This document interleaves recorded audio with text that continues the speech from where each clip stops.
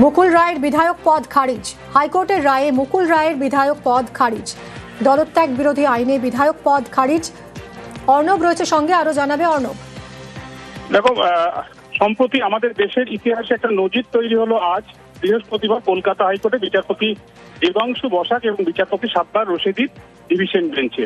এবং এখনো পর্যন্ত কোনো কলকাতা হাইকোর্টে বা জুডিশিয়ারি যে চিত্র, সেখানে অ্যান্টি ডিফেকশন ল বা দল বিরোধী যে আইন, সেই আইনের প্রয়োগ করে কোনো আদালত কোনো বিধায়কের জনপ্রতিনিধির সেই জনপ্রতিনিধিত্ব বা বিধায়ক পদ সেটা খারিজ করছে, যেটা প্রথম ঘটল বৃহস্পতিবার আজ কলকাতা হাইকোর্ট থেকে। মুকুল রায় কৃষ্ণনগর উত্তরের বিধায়ক। মুকুল রায় তিনি বিজেপি ছেড়ে তৃণমূলে গিয়েছেন, তাই তিনি দল বিরোধী কাজ করেছেন, তার বিধায়ক পদ খারিজ চেয়ে বিধানসভার বিরোধী দলনেতা শুভেন্দু অধিকারী অভিযোগ আনেন এবং স্পিকার বিধানসভার অধ্যক্ষকে পদক্ষেপের আবেদন করেন। বিধানসভার স্পিকার একবার না দুবার 2021 সাল থেকে যে মামলা চলছিল, 5 বছর পর তার রায় ঘোষণা হলো। বিধানসভার স্পিকারের কাছে দুবার বিষয়টি যায়। দুবারই বিবেচনার পর স্পিকার তার যে নথি তথ্য সবকিছু দেখে জানান যে না, কোনো দল বিরোধী কাজ করেননি মুকুল রায়, তাই তার বিধায়ক পদ খারিজ করছে না বিধানসভার অধ্যক্ষ, কারণ এই অ্যান্টি ডিফেকশন লয় তিনি সিদ্ধান্ত নেওয়ার অধিকারী। সেই মামলাটি শেষমেশ আজ রায় ঘোষণা করে বিচারপতি দেবাংশু বসাকের ডিভিশন জানালো যে শুভেন্দু অধিকারী এবং কল্যাণীর বিজেপি বিধায়ক অম্বিকা রায়ের করা দুটি রিট পিটিশনে তিনি অ্যালাউ করছেন। তাতে এই অ্যালাউয়ের অর্থ হলো, এক, বিধায়ক পদ মুকুল রায়ের তা খারিজ হয়ে গেল।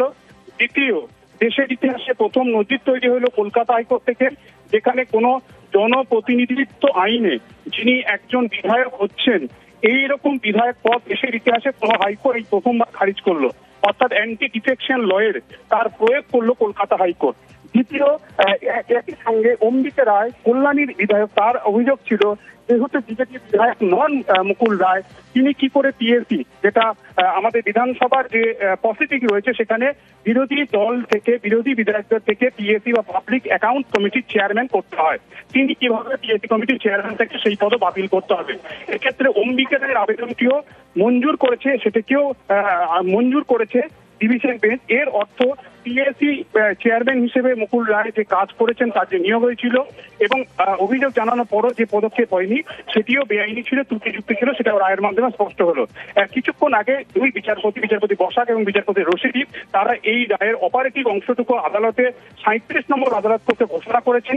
কিছুক্ষণের মধ্যেই কলকাতা হাইকোর্টের ওয়েবসাইটে এই সেলিব্রেটেড জাজমেন্ট গোটা ভারতবর্ষের ইতিহাসে যা নজির সৃষ্টি করেছে আজ, সেটা সামনে আসবে। তারপরই এই বিষয়টি নিয়ে আরো বিস্তারিত ব্যাখ্যা বা বিস্তারিত পর্যবেক্ষণ আদালত কি রেখেছে তা জানা যাবে। তবে আবারও বলছি, জনপ্রতিনিধিত্ব আইনের প্রয়োগ করে বিধায়করা যেভাবে কাজ করেন, সেই বিধায়ক পদ দল বিরোধী কাজের জন্য, অর্থাৎ অ্যান্টি ডিফেকশন ল তার প্রয়োগ করলো কলকাতা হাইকোর্ট একটা জুডিশিয়ারি থেকে দুই বিচারপতি, সেটা সম্ভবত দেশের ইতিহাসে এই প্রথম ঘটলো, যা ঘটলো কলকাতা হাইকোর্ট থেকে।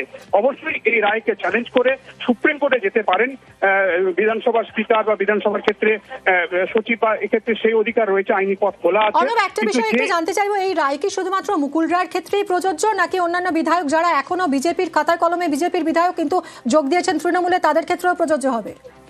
দেখো, আজকে আজকে যেভাবে রায় ঘোষণা হলো, মুকুল রায়ের ক্ষেত্রে এই নির্দিষ্টভাবে রায়টি হলেও এর ইম্প্যাক্ট, এর যে বিস্তার, সেই বিস্তার কিন্তু সারা দেশ জুড়ে পড়বে।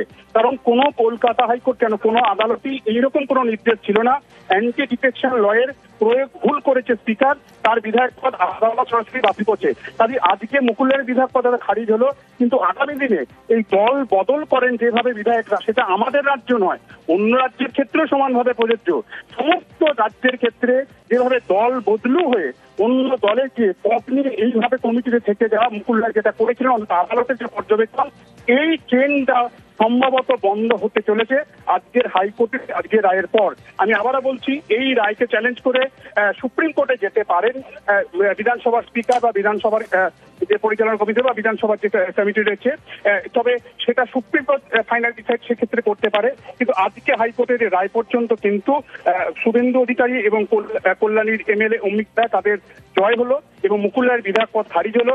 একই সঙ্গে মুকুল রায়কে বিরোধী বিধায়ক, অর্থাৎ বিজেপি বিধায়ক হিসেবে তাকে পিএসি বা পাবলিক অ্যাকাউন্টস কমিটির চেয়ারম্যান করা হয়েছিল, সেই চেয়ারম্যান পদ সেটাও ত্রুটিযুক্ত ছিল, সেটাও বাতিল হলো অম্বিকা রায় করা মামলায়। কাজেই মুকুল রায়ের ক্ষেত্রে আজকে রায়টা নির্ভর হলো এই যে জুডিশিয়াল যে ডেকোরাম বলি আমরা বা জুডিশিয়াল কোরাম বলি আমরা, এক্ষেত্রে কিন্তু তার এফেক্টটা দেশ জুড়ে পড়বে তা বলার অপেক্ষা। অনেক ধন্যবাদ অর্ণব।